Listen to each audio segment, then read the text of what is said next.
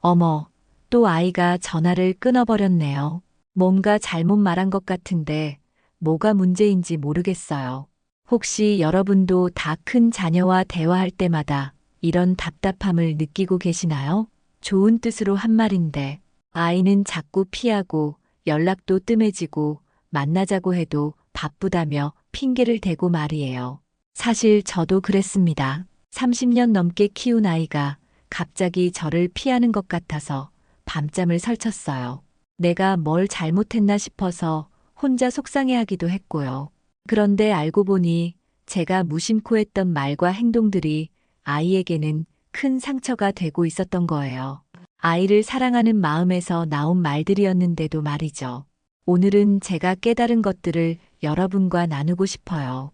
하늘이 두 쪽 나도 자식 앞에서 하면 안 되는 행동들과 자녀와의 거리를 확 줄여주는 대화법에 대해서 말이에요. 이 영상을 끝까지 보시면 여러분도 자녀와 더 가까워질 수 있는 방법을 찾으실 수 있을 거예요. 더 이상 서로 마음의 벽을 쌓고 지낼 필요 없거든요. 자, 그럼 이제 본격적으로 우리가 무심코 했던 행동들 중에서 자녀에게 상처를 주는 것들을 살펴보겠습니다. 첫 번째, 자녀의 선택을 무시하고 간섭하는 행동입니다. 저희 집 막내가 대학교 4학년이 되었을 때 일이에요. 아이가 취업 준비를 하는데 자꾸 작은 회사들만 알아보는 거예요. 그래서 제가 뭐라고 했는지 아시나요? 그런데 가지 말고 대기업 공채를 준비하라고 안정적인 곳으로 가야 한다고 계속 말했어요. 그런데 아이가 하는 말이 엄마는 제 마음을 전혀 모르신다는 거예요. 자기는 작은 회사에서 실무를 배우고 싶은데 엄마는 자꾸 본인이 원하는 대로만 하라고 한다고 하더라고요.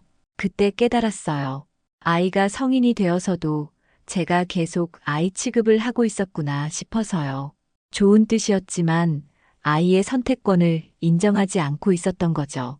이런 간섭이 계속되면 자녀는 부모를 피하게 됩니다. 자신의 생각과 선택을 존중받지 못한다고 느끼거든요.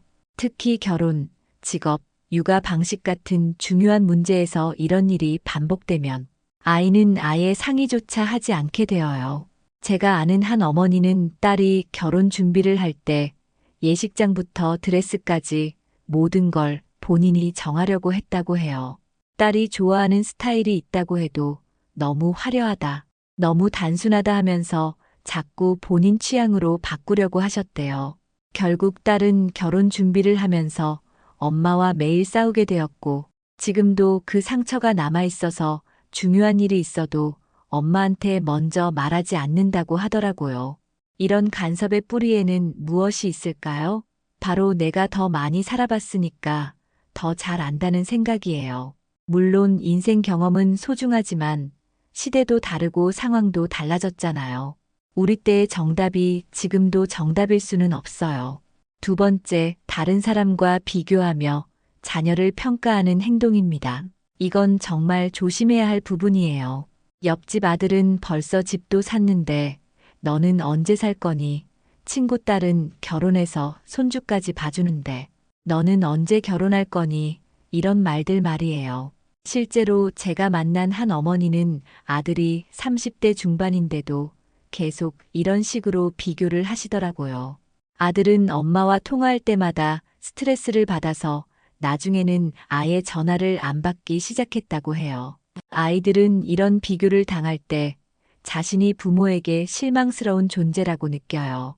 있는 그대로의 모습을 사랑받지 못한다고 생각하게 되죠. 그래서 자꾸 위축되고 부모 앞에서 자신감을 잃게 됩니다. 더 심각한 건 이런 비교가 반복되면 자녀가 부모에게 자신의 소식을 전하지 않게 된다는 거예요. 어차피 또 누군가와 비교당할 것 같아서 말이에요. 저도 한때 첫째와 둘째를 자꾸 비교했었어요. 첫째는 성격이 꼼꼼하고 계획적인데 둘째는 좀 느긋하고 자유분방했거든요. 그래서 둘째한테 형처럼 미리미리 준비 좀 하라고, 형처럼 계획을 세워서 하라고 자꾸 말했어요. 그런데 나중에 알았는데 둘째가 그런 말을 들을 때마다 정말 속상했다고 하더라고요. 자기는 형과 다른 사람인데 왜 자꾸 형의 기준으로 평가받아야 하는지 이해가 안 된다고 했어요. 각자 다른 장점과 개성을 가지고 있는데 우리는 왜 자꾸 획일적인 기준으로 아이들을 평가하려고 할까요? 아이들도 각자의 속도와 방식으로 살아가고 있는데 말이에요. 특히 요즘은 과거와 달리 인생의 경로가 다양해졌어요. 결혼도 늦게 하는 사람들이 많고 직업도 평생 한 곳에서 일하는 게 아니라 여러 번 바뀌기도 하잖아요. 그런데 우리는 여전히 과거의 기준으로 아이들을 평가하고 있는 거예요. 세 번째, 과거의 실수를 반복해서 언급하는 행동입니다. 이건 정말 많은 부모님들이 하시는 실수인데요. 아이가 어렸을 때 했던 실수나 잘못된 선택을 지금까지도 계속 꺼내서 말하는 거예요. 예를 들어서 아이가 학창 시절에 성적이 안 좋았다면 지금 직장 생활을 하고 있는데도 그때 공부 안 해서 지금 고생하는 거 아니냐고 말하는 식이에요. 또는 연애할 때 부모 반대를 했던 일을 지금까지도 계속 언급하면서 그때 내 말을 들었어야 했는데 라고 하는 것도 마찬가지예요. 이런 말들은 자녀에게 정말 큰 상처가 됩니다. 이미 지나간 일이고 본인도 후회하고 있을 수 있는데 부모가 계속 그 상처를 건드리니까 아이는 부모 앞에서 항상 죄책감을 느끼게 되어요. 또 부모가 자신을 여전히 실수투성이인 아이로만 보고 있다고 느끼게 됩니다. 지금 얼마나 성장했는지, 얼마나 노력하고 있는지는 전혀 인정받지 못한다고 생각하게 되는 거죠. 저희 집 큰아이가 대학교 1학년 때 학점이 안 좋았던 적이 있어요. 그때 제가 얼마나 걱정하고 잔소리를 했는지 몰라요. 그런데 아이가 스스로 깨닫고 열심히 해서 나중에는 성적도 많이 올랐거든요. 그런데 아이가 취업 준비를 할 때 면접에서 떨어지면 제가 또 그 얘기를 꺼내는 거예요. 그때 공부 좀 열심히 했으면 지금 이렇게 고생 안 했을 텐데 라고 말이에요. 나중에 아이가 저한테 그러더라고요. 엄마는 제가 그 이후로 얼마나 열심히 했는지는 기억 안 하시고 그때 일만 계속 말씀하시네요. 그럴 때마다 정말 속상하다고 했어요. 그때 깨달았어요.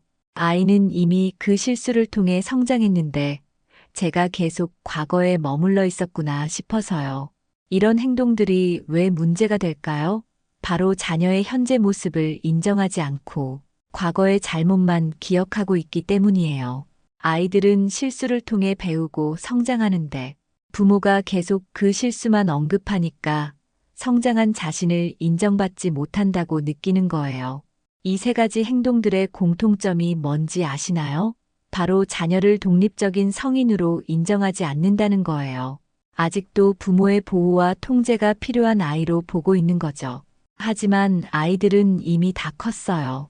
자신만의 생각과 가치관을 가지고 있고 자신의 인생을 스스로 책임질 수 있는 성인이 된 거예요. 그런데 부모가 계속 아이 취급을 하니까 관계가 틀어지는 거죠. 또 하나 중요한 건 이런 행동들이 모두 사랑에서 나온다는 거예요. 우리는 정말 아이들을 사랑해서 더 나은 길로 가기를 바라고 실수하지 않기를 원해서 이런 말들을 하는 거잖아요. 하지만 사랑하는 마음과 표현하는 방식은 다른 거예요. 진정한 사랑은 상대방을 있는 그대로 받아들이고 존중하는 거예요.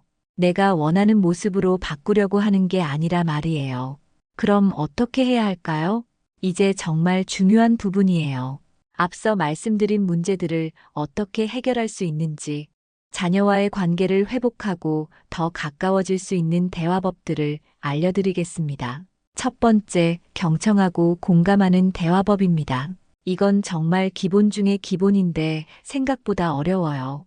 우리는 아이가 말을 시작하면 금세 조언을 하려고 하거든요.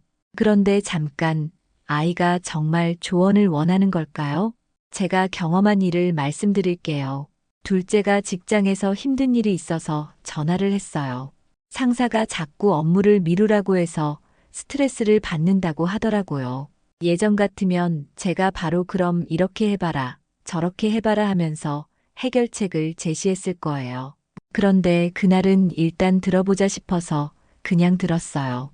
아, 그랬구나. 정말 답답했겠다. 힘들었을 것 같아. 이런 식으로만 반응했거든요. 그랬더니 아이가 30분 넘게 이야기를 하더라고요. 그리고 전화를 끝내면서 하는 말이 엄마한테 이야기하니까 마음이 한결 가벼워졌다는 거예요. 저는 별다른 조언을 하지 않았는데도 말이에요. 아이들은 때로는 해결책보다는 자신의 마음을 이해받고 싶어 해요. 누군가 내 편이 되어서 내 감정을 공감해 주기를 원하는 거죠. 특히 성인이 된 자녀들은 스스로 문제를 해결할 능력이 있어요. 다만 그 과정에서 정서적인 지지가 필요한 거예요. 경청할 때는 아이의 말을 끊지 말고 끝까지 들어주세요. 그리고 그랬구나. 정말 힘들었겠다. 속상했을 것 같은 공감의 말을 해주시면 돼요. 이렇게 하면 아이는 자신이 이해받고 있다고 느끼게 됩니다. 두 번째, 조언보다는 질문으로 이끄는 대화법입니다. 이건 정말 효과적인 방법이에요. 아이가 고민을 털어놓을 때 바로 답을 주는 대신 질문을 통해 아이 스스로 답을 찾을 수 있도록 도와주는 거예요. 큰아이가 이직을 고민하고 있을 때 일이에요. 예전 같으면 제가 안정적인 곳이 좋다.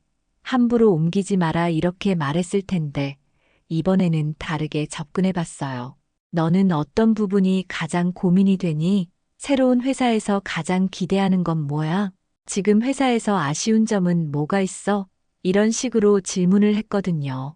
그랬더니 아이가 스스로 생각을 정리하면서 자신이 정말 원하는 게 뭔지 파악하게 되더라고요.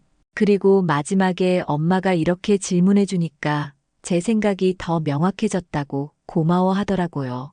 질문을 할 때는 너는 어떻게 생각해? 어떤 기분이야? 가장 중요하게 생각하는 게 뭐야? 같은 열린 질문을 하세요. 예, 아니오로 답할 수 있는 닫힌 질문보다는 아이가 자신의 생각을 충분히 표현할 수 있는 질문이 좋아요. 이런 대화법의 장점은 아이가 스스로 답을 찾았기 때문에 더 확신을 가지고 실행할 수 있다는 거예요.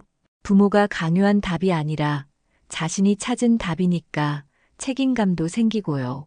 세 번째, 감정을 인정하고 수용하는 대화법입니다. 이건 특히 아이가 부정적인 감정을 표현할 때 중요해요.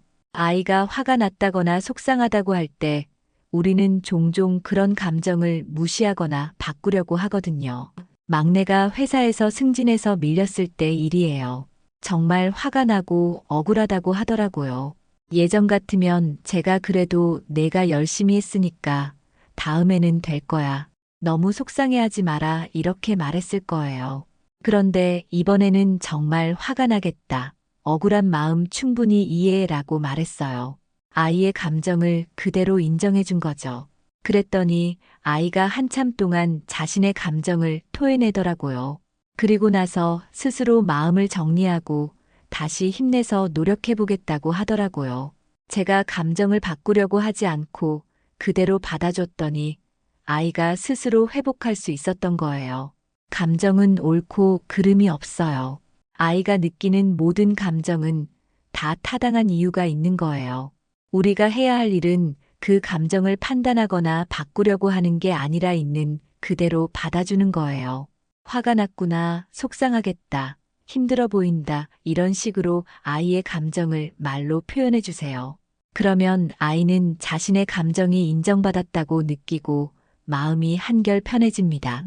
네 번째, 자녀의 성장을 인정하고 격려하는 대화법입니다. 우리는 아이들의 부족한 부분은 잘 보는데 성장한 부분은 놓치기 쉬워요. 하지만 아이들에게는 자신의 성장을 인정받는 것이 정말 중요해요. 큰아이가 처음 혼자 살기 시작했을 때 집안 정리를 잘 못했어요. 그래서 제가 자꾸 정리 좀 하라고 이렇게 살면 어떻게 하니 하고 잔소리를 했거든요. 그런데 몇 개월 후에 가보니까 집이 정말 깔끔하게 정리되어 있는 거예요. 아이가 스스로 방법을 찾아서 정리하는 습관을 만들었더라고요. 그때 제가 정말 많이 달라졌네. 혼자서도 이렇게 잘하는구나 하고 인정해줬어요. 그랬더니 아이 표정이 정말 밝아지더라고요. 그리고 엄마가 인정해주니까 더 잘해보고 싶다고 하더라고요. 아이들의 작은 변화와 성장도 놓치지 말고 인정해주세요. 예전보다 훨씬 성숙해졌다. 많이 발전했다. 정말 잘하고 있다. 이런 말들이 아이들에게는 큰 힘이 됩니다. 특히 아이가 힘들어할 때는 지금까지 잘해온 것들을 구체적으로 언급해 주세요. 너는 이런 일도 잘 해결했잖아. 저번에도 어려운 상황을 잘 넘겼잖아. 이런 식으로 말이에요.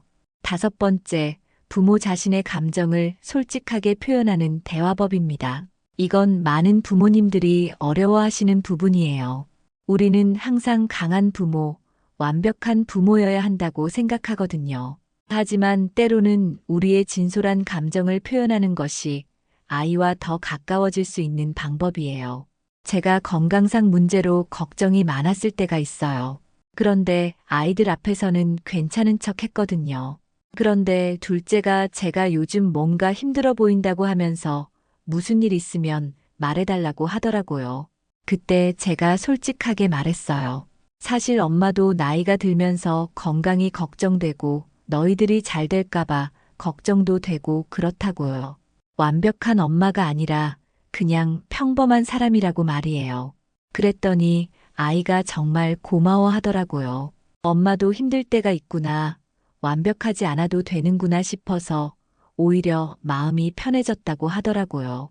그리고 그 이후로 아이와 더 편하고 솔직한 관계가 되었어요. 부모도 사람이에요. 기쁠 때도 있고 슬플 때도 있고 걱정될 때도 있고 힘들 때도 있어요. 이런 감정들을 숨기지 말고 적절히 표현해 보세요. 단 아이에게 부담을 주지 않는 선에서 말이에요. 엄마도 가끔 외롭다, 아빠도 걱정이 많다, 우리도 처음 해보는 부모라서 잘 모를 때가 있다, 이런 식으로 솔직하게 말하면 아이들이 부모를 더 인간적으로 느끼게 돼요. 이 다섯 가지 대화법의 핵심은 뭘까요? 바로 아이를 하나의 독립적인 인격체로 존중한다는 거예요. 아이의 감정을 인정하고 아이의 생각을 들어주고 아이의 성장을 격려하는 거죠. 그리고 부모와 자녀가 수직적인 관계가 아니라 서로를 존중하는 수평적인 관계로 발전시키는 거예요. 물론 여전히 부모는 부모이고 자녀는 자녀이지만 서로를 인간 대 인간으로 대하는 거죠. 이런 대화법들을 실천하려면 조금 연습이 필요해요. 처음에는 어색할 수도 있고 예전 습관대로 하려고 할 수도 있어요. 하지만 조금씩 노력하다 보면 분명히 변화를 느낄 수 있을 거예요. 가장 중요한 건 진정성이에요. 기술적인 대화법도 중요하지만 아이를 정말 사랑하고 존중하는 마음이 바탕이 되어야 해요. 그 마음이 있다면 설사 말이 서툴러도 아이들은 느낄 수 있거든요.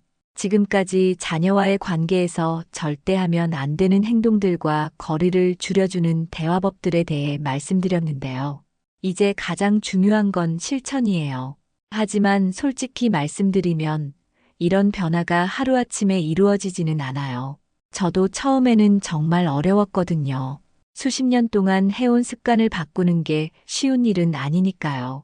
그래서 오늘부터 바로 실천할 수 있는 구체적인 방법들을 알려드릴게요. 첫 번째, 하루에 한 번씩 아이에게 감사 인사를 전해보세요. 이건 정말 작은 것부터 시작하는 거예요. 아이가 안부 전화를 했다면 전화해줘서 고마워. 아이가 집에 왔다면 와줘서 고마워, 이런 식으로 말이에요. 저도 처음에는 이런 말이 어색했어요. 우리 아이인데 뭘 고마워해야 하나 싶기도 했고요. 하지만 계속 하다 보니까 아이들 표정이 달라지는 게 보이더라고요. 좀 더 편안해하고 자주 연락하게 되었어요. 감사 인사는 상대방을 인정하고 존중한다는 메시지를 전달해요. 당연하게 여겼던 것들에 고마워한다는 것 자체가 아이들에게는 자신이 소중한 존재라는 걸 느끼게 해주거든요. 두 번째, 일주일에 한 번은 아이의 의견을 물어보세요. 이것도 아주 사소한 것부터 시작하면 돼요. 오늘 저녁 뭐 먹을까? 주말에 뭐 하고 싶어? 이런 일상적인 것들 말이에요. 중요한 건 아이의 의견을 듣고 실제로 반영해 보는 거예요. 제가 처음 이걸 시작했을 때 막내가 정말 신기했어요. 엄마가 제 의견을 물어보네요 하면서 말이에요. 그만큼 평소에 아이의 의견을 듣지 않고 제가 다 정해왔다는 뜻이었던 거죠. 작은 것부터 시작해서 점점 중요한 것들로 범위를 넓혀보세요. 아이가 자신의 의견이 존중받는다는 걸 느끼게 되면 더 큰 일들도 상의하게 될 거예요. 세 번째, 한 달에 한 번은 아이와 단둘이 시간을 보내세요. 이건 정말 중요한데 많은 분들이 놓치고 계시는 부분이에요. 가족이 다 함께 있는 시간도 물론 좋지만 아이와 단둘이 보내는 시간이 따로 필요해요. 꼭 특별한 걸 할 필요는 없어요. 그냥 같이 산책을 하거나 커피를 마시거나 영화를 보거나 하는 일상적인 것들이면 충분해요. 중요한 건 그 시간만큼은 온전히 아이에게 집중하는 거예요. 저는 매월 둘째 토요일을 큰아이와의 시간으로 정해놨어요. 처음에는 뭘 해야 할지 몰라서 어색했는데 지금은 둘 다 그 시간을 정말 기다려 해요. 그 시간에는 평소에 못했던 깊은 대화도 하게 되고 서로를 더 잘 알게 되더라고요. 네 번째, 아이에게 사과할 일이 있으면 미루지 말고 바로 하세요. 이건 정말 어려운 부분이에요. 부모가 자녀에게 사과한다는 게 자존심이 상할 수도 있고 권위가 떨어질 것 같기도 하거든요. 하지만 오히려 반대예요. 제가 큰아이에게 처음 사과했을 때가 기억나요. 아이가 진로 문제로 고민하고 있을 때 제가 너무 강압적으로 제 의견을 밀어붙였거든요. 나중에 생각해 보니까 아이 입장은 전혀 고려하지 않았더라고요. 그래서 아이에게 미안하다고 했어요. 엄마가 너무 성급했다. 내 마음을 충분히 들어보지 못해서 미안하다고 말이에요. 그랬더니 아이가 오히려 고마워하더라고요. 엄마도 실수할 수 있다는 걸 인정해 주셔서 고맙다고 했어요. 부모도 완벽하지 않아요. 실수할 수 있고 잘못할 수도 있어요. 그런 걸 인정하고 사과하는 게 오히려 아이들에게는 더 좋은 모범이 될 수 있어요. 다섯 번째, 변화를 서두르지 마세요. 이게 정말 중요한데요. 오늘 이 영상을 보셨다고 해서 내일부터 당장 모든 게 달라질 거라고 기대하시면 안 돼요. 변화에는 시간이 필요해요. 특히 아이와의 관계가 많이 틀어져 있었다면 더욱 그래요. 아이들도 처음에는 부모의 변화를 의심할 수 있어요. 또 바뀌려고 노력하다가 원래대로 돌아가는 거 아닌가 하고 말이에요. 하지만 꾸준히 노력하다 보면 분명히 변화가 느껴질 거예요. 저도 처음에는 정말 어색하고 어려웠는데 몇 달 후에는 아이들이 먼저 말을 걸어오기 시작했어요. 이제는 아이들과 정말 편하고 가까운 사이가 되었고요. 그리고 한 가지 더 말씀드리고 싶은 건 완벽하지 않아도 된다는 거예요. 가끔은 예전 습관이 나올 수도 있고 실수할 수도 있어요. 그럴 때마다 자책하지 마시고 다시 시작하면 돼요. 아이들도 부모가 노력하는 모습을 보면 이해해줘요. 완벽한 부모보다는 노력하는 부모, 성장하는 부모가 되려고 해보세요. 자, 이제 마무리를 해볼게요.